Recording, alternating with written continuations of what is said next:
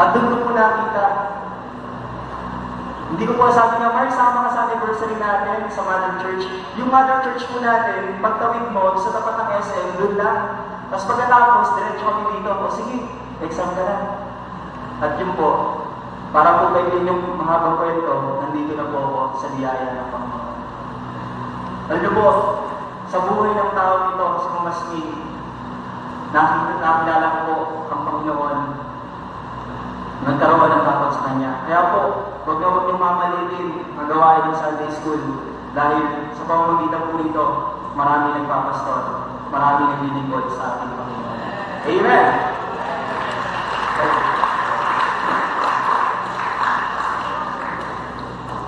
Ganun din naman po, ang nag-nurture ng ating pananampalataya, nagpapasalamat po ako sa mga professors, sa mga teachers, faculty staff, na tumulong sa akin dito sa school. Hindi ko po man kayo mabanggit isa-isa. Ang inyo pong paglilingkod sa Panginoon ay hindi nawawala ng kabuluhan. Sa amin po mga estudyante, sa mga seniors, napakalakad po ng ngayong bagyo sa aming buhay. Maraming salamat po sa inyo. At syempre po, yung mga naging church naman po sa ating pananampalataya, to Paul, there was a man on Cyprus who searched for him in church. To Timothy, there was Paul who always prayed for him and remembered his tears.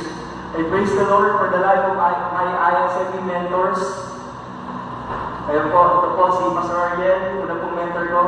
Unang tingin niya daw po sa akin, para daw po kaming wala pang patutunguhan yung buhay. Pero salamat po sa buhay niya. Kay Ma'am Remy, Ma'am, salamat po kayo po yung silbing nanay. Remember po nun, talagang, ito na po, malapit talaga ako lumabas ng Biblias. Talagang gusto ko na umalis ng Biblias. Dahil walang pag-tuition. For 2 weeks, nag-enroll ako. Wala pa rin. Pero meron isang teacher na nag-ampun sa akin sa kanilang bahay. Ayun po, everyday po nasa kanila ako, taga-ubus po ng pagkain nila. Ayun po, salamat po sa buhay ni Ma'am. And kay Billy Espino, salamat po sa buhay niyo. Talaga napakaking encouragement po na ibinigay niyo sa akin. Siyempre, kay Ma'am Joy, na naging present mentor ko po ngayon. Siya po yung patuloy na church ako, lalo na po ngayon senior year ko. Ma'am, salamat po sa buhay niyo. Ito po yung mga tao na naging church sa aking pananampalataya. And lastly, yung mga tao na tumulong para makapagpatuloy ako dito. Una po yung mga iglesia. Ito po yung pangalawang CS ko po sa Cavite, Joy in Christ Church. Ayan po, yung mga taga-Masantol, mga kapatid. Salamat po sa pagtanggap niyo sa akin, sa inyong church, at nakasama po kayo sa paglilingkod sa Panginoon. Salamat sa buhay niyo. At ito po, sorry po, wala po makitang malinaw na picture sa church namin. Ito po yung home church ko. Medyo malayo po, kaya malabo yung picture. So, po, nagpapasalamat po ako dahil siya na po yung tumulong sa akin. And, alam niyo po, sa paglilingkod natin sa Panginoon, there are people who will help us para po ipagpatuloy ang kanyang gawain. At nagpapasalamat po ako sa Panginoon sa mga taong ito na tumulong sa akin. Lalo-lalo na po, financially, yung mga taong tumulong sa akin. Hindi ko po man kayo mabanggit isa-isa. Maraming salamat po sa buhay niyo. Lalo-lalo po sa mga anonymous sponsor ko po. Hindi ko po siya nakilala kasi nga po anonymous siya. Pero nagpapasalamat po ako sa buhay niya.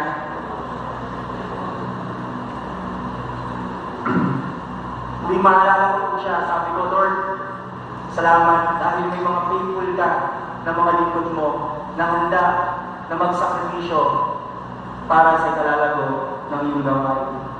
Kay Sir Garrett, salamat po sa buhay niyo na nagsabi sa akin na hindi pwede mag-aaral dito kapag walang pera. Alam niyo po, nung una po, discourage ako nung sinabi niya sa akin. Hindi ko alam na ito pala yung magpapatibay sa aking pananampalataya.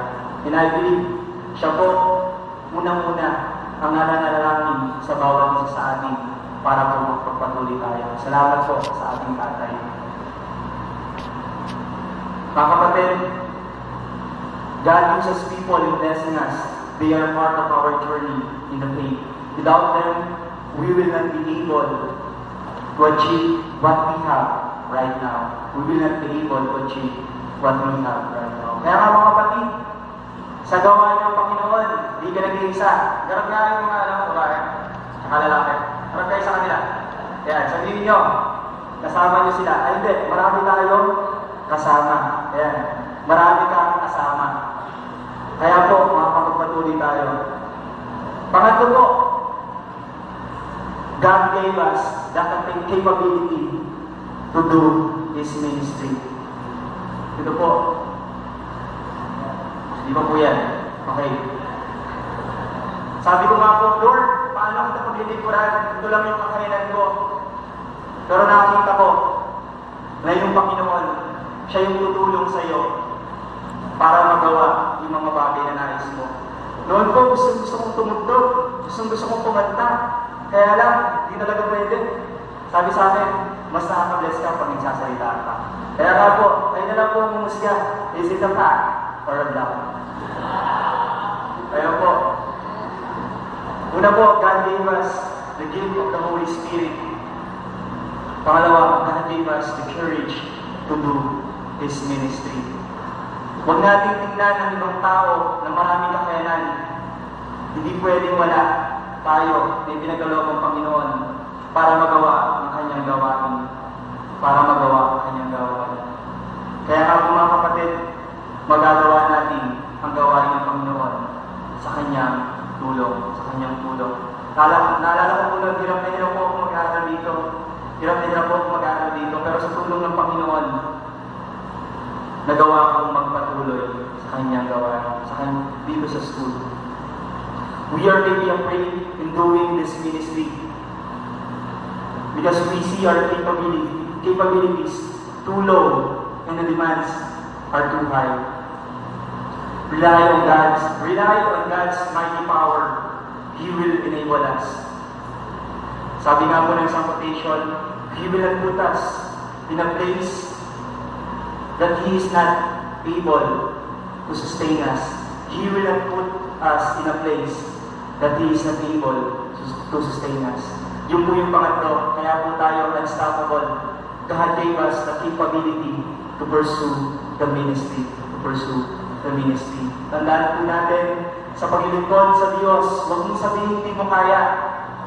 Sa Panginoon, magtiwala ka. Tutulungan ka niya.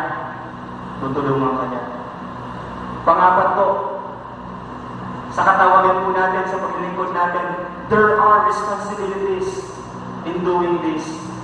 Kay Timoteo po, sabi po ni Apostle Pablo, proclaim the gospel boldly. Do not be ashamed of the testimony of the Lord. Preach the word of God in season and out of season. Alam niyo po, yun po yung kinakatakot ko dahil bata pa po ako. Paano kung may mga mas matatanda sa akin, nasabihin sa akin na mali yung ginagawa mo, na hindi tama yung ginagawa mo. Pero dito po, in-encourage po tayo na against man sa atin yung mga tao. Ngunit kung alam naman natin na tama ang ating sinasabi, ito ay nakapaloob sa salita ng Panginoon. We must be boldly to preach the Word of God sa mga tao po na pinaglilingkuran natin. Pangalawa, to protect the gospel with integrity. To protect the gospel with integrity. It is so hard na protektahan po ang salita ng Panginoon kung hindi natin ito pag-aaralan. Kaya nga po dito sa ating school, tinitrain po tayo. That's right. Do not take for granted. Don't take for granted yung mga subjects po na pinag-aaralan natin. Dahil ito po ang mga katulong sa atin dito. Seryosohin natin ang ating pag-aaral sapagkat nalalaman natin na tayo ay tinawag ng Panginoon. Alam po, hindi po tayo lahat matatalino. Ngunit kung ating pagsisikapan, ating hihilingin sa Panginoon na tayo kanyang tulungan, magagawa po natin ito. Magagawa po natin ito sa ating mga sarili, sa biyaya ng Panginoon. Sa biyaya.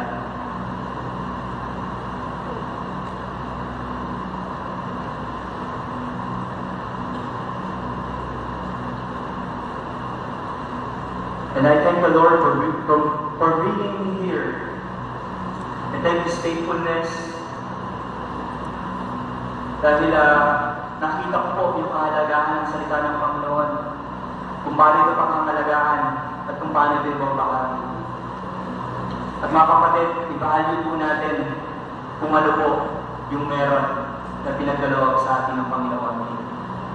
Sabi nga po ng isang guro natin, ang mabuting mangangaral ay mabuting mag-aaral ng salita ng Diyos. Tandaan po natin yan. Meron po tayong responsibilidad na ibinigay sa atin ng Panginoon. And lastly, God is able to keep us to pursue it. We know that it is God's will that we are here undergoing training. God provided people who will help us. God gave us the capability to do the ministry. And we know our responsibility. Now, what is our guarantee? That until the end, we will be still serving the Lord. Like Paul, who have fought the good fight, who have finished the race, and have joined the faith. Ito po yung kasagutan.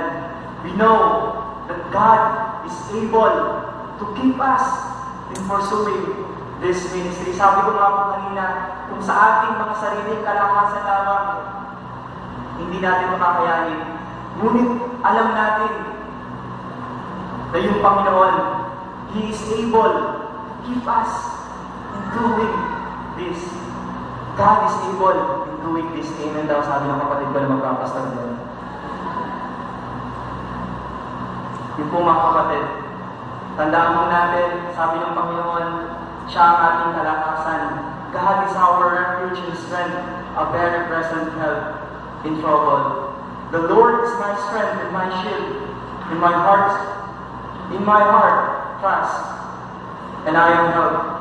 My heart exalts, and with my song I give thanks to Him. The Lord is the strength of His people. He is the saving refuge of His anointed. But He said to me, my grace is sufficient for you, for my power is made perfect in weakness. Therefore I will boast all the more gladly of my weaknesses, so that the power of Christ may rest upon me. For the sake of Christ, then, I am content with my weaknesses, insults, hardships, persecutions, and calamities. For when I am weak, then I am strong. God is able to keep us, mga kapatid. God is able.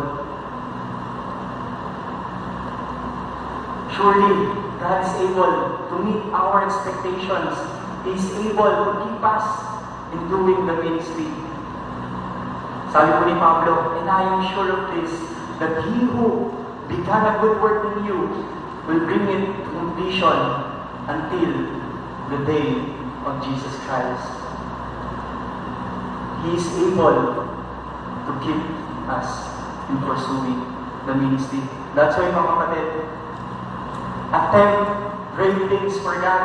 Attempt great things for God, mga kapatid. Nagsisimula po ako dito, sabi ko, Panginoon, tatapusin ko po ito. Panginoon, kakayanin ko po yung mga paghihirap. Dahil alam ko, kayo ang tutulong sa akin.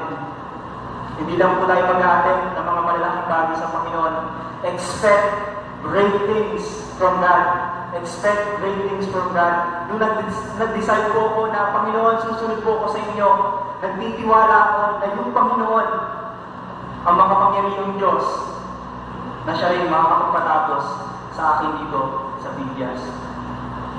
Sabi nga po ni Pablo, for I know whom I believe, and I am convinced that He is able to guard until that day what has been entrusted to me. He is able to guard until that day what has been entrusted to me. Kaya nga po mga kapatid, sa pagpursuko natin ng gawain ng Panginoon, ipagpatuloy po natin ito. Ipagpatuloy po natin ito.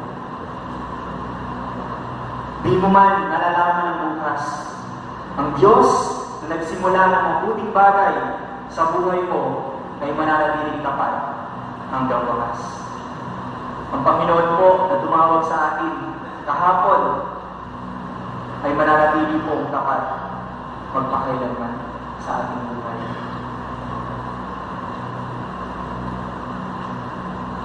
That's why we are able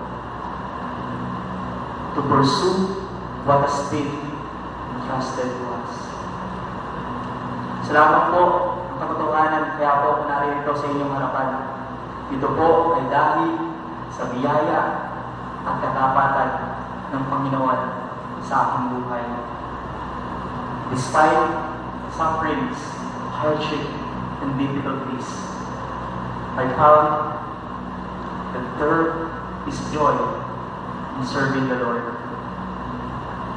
Hindi ko po pinagsisisihan na ako ay nagtrabaho, naghirapan.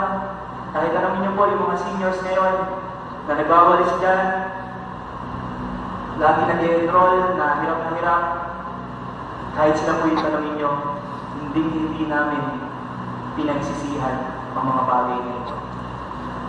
Dahil alam namin, kung meron man paglalaanan ng buhay natin, kung meron man isang napakasayang gawin sa buhay na ito po ay ang maglingkod sa ating buhay na Diyos, sa ating matapat na Diyos, sa ating matapat na Diyos.